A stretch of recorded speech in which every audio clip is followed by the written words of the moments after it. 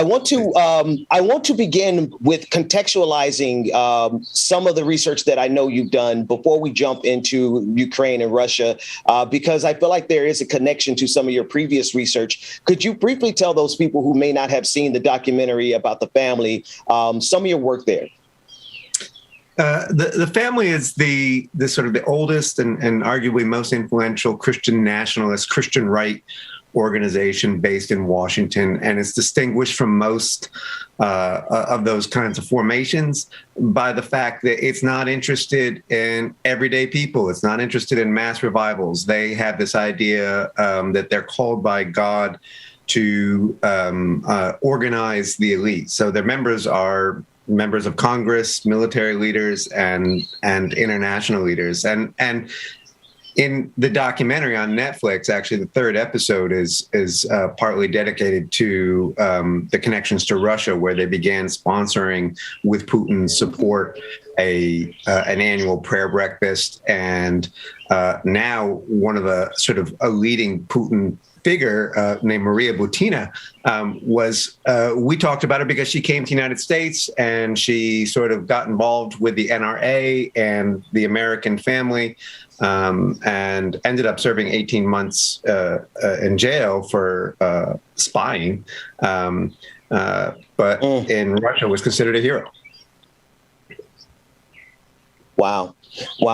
Now, there's a thread that you have, and I think my signal may be a little choppy. So, Dr. Mack, if you need to jump in there, feel free to. But you are also covering Ukraine and Russia, but I see that you're contextualizing it from the right-wing perspective here in the United States. We've been covering it pretty extensively. Could you draw that connection that you have been on the trail of? Yeah, I first started reporting on Russia and from Russia in 2013. Vladimir Putin, has been president for a long time, but there was an intermission there.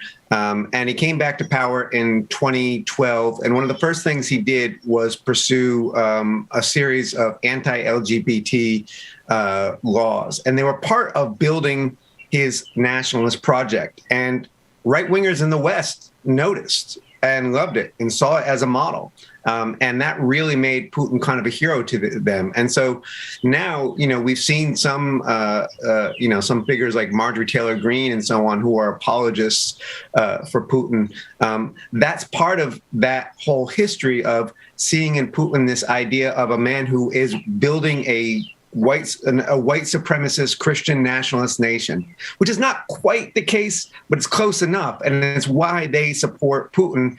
And it's why they look to Putin for cues on how to pursue that project here. Wow. Brother Matt.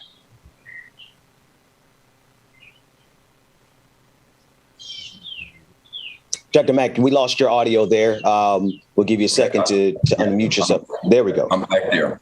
So Jeff, to that point of Putin's anti-gay policies, and now there's an NBA star there, Brenda Griner. So what's your take on that? Was it, is that part of why he detained her? I know they said it was about drugs, but, could her sexual orientation be part of why they targeted her? Yeah, I think that is definitely a question you want to ask because that has become so central. So you have to, we know a little bit about Russian history for a long, in the Tsar's Russia, the enemy within were the Jews. And Putin can't do that anymore. And so he identified queer folks as a new enemy within. It goes beyond just sort of saying, well, I'm opposed to that identity.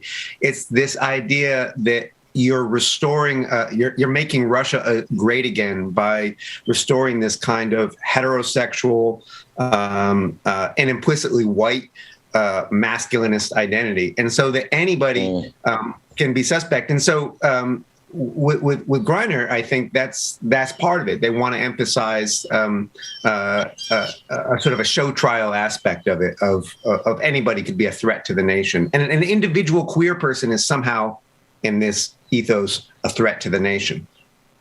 Right. So Jeff, let me also ask this: when you talk about the right wing side and members of that showing some type of appreciation for Putin. How did you take the former president's comment of his adoration for Putin, if you will, in regards to his invasion of Ukraine?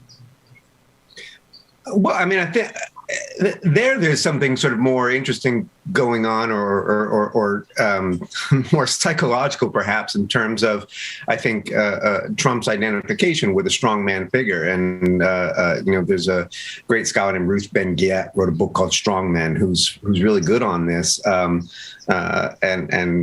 sort of seeing that identification with who are the other big men in the world, and that's who he identifies with, and he admires their ability to do whatever they want. And he said that to us again and again.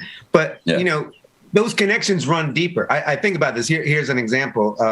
In Russia, I managed to talk my way into a meeting of a far-right umbrella group. And on the desk of the leader of this group, who was in fact actually been a guy who's been involved in being a public spokesman for the invasion, was a little bouquet of miniature flags of the United States Confederate States. Wow. And you couldn't make it any plainer than that. And I said, what are those? Wow. And he said, gift from our American brothers. Wow. And he wouldn't tell me who had gifted him that, but that was the identification that he was drawing, and you could see who was interested in the work he was doing. Now, just how absolutely crazy this situation is with Putin now and Biden's handling of it. I hate to play supposition, but could you give us some indication of what it would be like, what this incredible situation would be like with Putin at Russia and Trump as president of the United States? And I know it's a nightmare you don't want to go into, but if you could. We're already in the nightmare, right? And I think I'm afraid we will find out in a couple of years, in really? 2024. Right. And I think, we've seen John Bolton, who was a Trump administration official, saying that Trump wanted to withdraw from NATO, and we can have a critique of NATO and at the same time see the problem with that. Right. And I think if this was happening, I think the only thing standing in the way of Putin would be what's mainly standing in the way of Putin right now, which is the brave Ukrainian people. But how long can they stand alone? Right. I want to dovetail this back to what you were just speaking to, the Confederate States, the tie here to the right wing, the ghost and the specter of the Confederacy. I want to ask a very direct question. Do you believe that there is a faction inside of the United States of America that would hand over the United States of America, even if just ideologically, to Vladimir Putin for the very same reasons, for the anti-LGBTQ stance, for the anti-woke stance, the anti-Black stance, all the things that are represented and embodied in that Confederacy? Do you think that faction is alive and well in the United States? Oh, yeah, it is. I mean, they're out there and they're public about it. I mean, we have a figure named Nick Fuentes, who's leader of the right-wing Groyper movement, and just held a